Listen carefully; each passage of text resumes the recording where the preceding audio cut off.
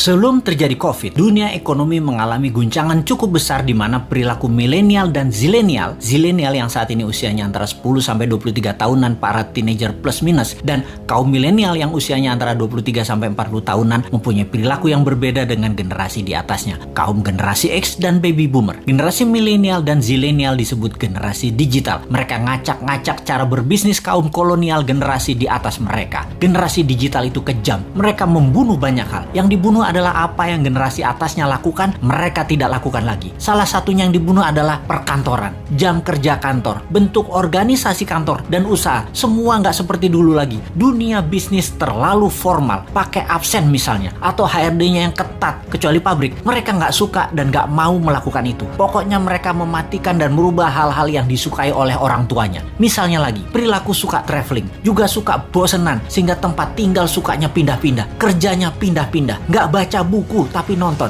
nggak baca koran tapi sosmed, nggak punya mobil tapi light asset yang dipakai atau sharing car dengan platform transportasi, suka nampang dan traveling belusukan paket murah meriah. Generasi digital juga membunuh media TV karena generasi digital everyone is broadcaster, everyone is reporter. Merek dan brand dibunuh juga oleh generasi digital. Brand itu menjadi less important bagi mereka. Bagi mereka yang penting adalah 3R, yaitu rating, review, dan recommendation. Lalu masuk masa COVID. Mendadak dunia bisnis menjadi harus digital. Tepatnya dipaksa menjadi digital. Dipaksa jualan lewat platform marketplace. Dipaksa jualan lewat iklan di sosmed. Dipaksa menggunakan gadget di tangan bisnisnya. Dunia UKM Indonesia tidak banyak yang siap. Tidak banyak yang paham. Dan dunia bisnis selama pandemi yang tidak janji kapan berakhirnya, kapan herd immunity-nya tercapai, tidak tahu kapan dunia terbebas dan menyelesaikan pandemi ini, maka dunia brick and mortar, dunia bisnis bata dan semen menjadi terancam. Apa saja dunia bata dan semen itu? Seperti gedung sekolah, tempat wisata, hotel, ruko, mall, perkantoran, crowd gather event seperti bioskop, konser, sport event, musik event, MICE, semua menjadi menggantung bisnisnya. Dibuka nggak terlalu untung, ditutup pasti rugi. Bisnis semen dan bata karena pandemi, pengunjungnya dan aturannya sering on off. Akhirnya mereka harus segera pivot. Hiburan pindah ke rumah, pindah ke tangan, pindah ke gadget. Pokoknya semuanya pindah ke digital.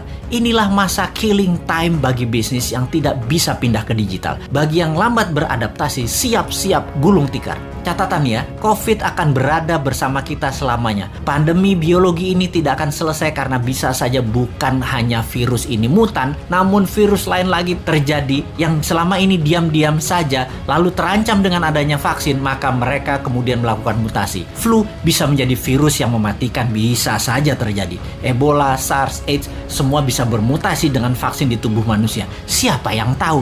Ini bukan nakut-nakuti, tetapi sebagai orang yang lama dilatih dengan threat analysis, maka melihat ancaman harus segila mungkin dan kita harus punya antisipasinya sekarang.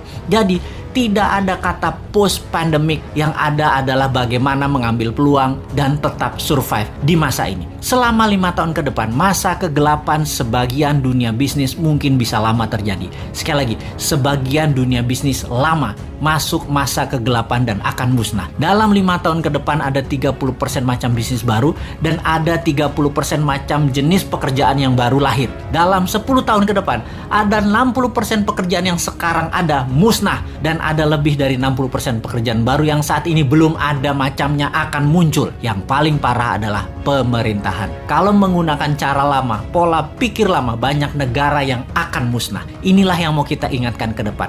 Pastikan calon pemimpin ke depan mengerti apa yang akan terjadi ke depannya nanti. Calon pemimpin ke depan harus punya tim yang solid dan berpengalaman dunia internasional. Calon pemimpin ke depan tidak hanya dia populer, tapi dia paham dan terbukti bisa menjadi pemimpin visioner dan leader yang tegas. Kalau dilihat di etalase saat ini yang akan memimpin ke depannya, masih banyak hal yang harus mereka buktikan. Seperti yang saat ini deh, ternyata di awalnya sangat bagus program kampanyenya, baik incumbent maupun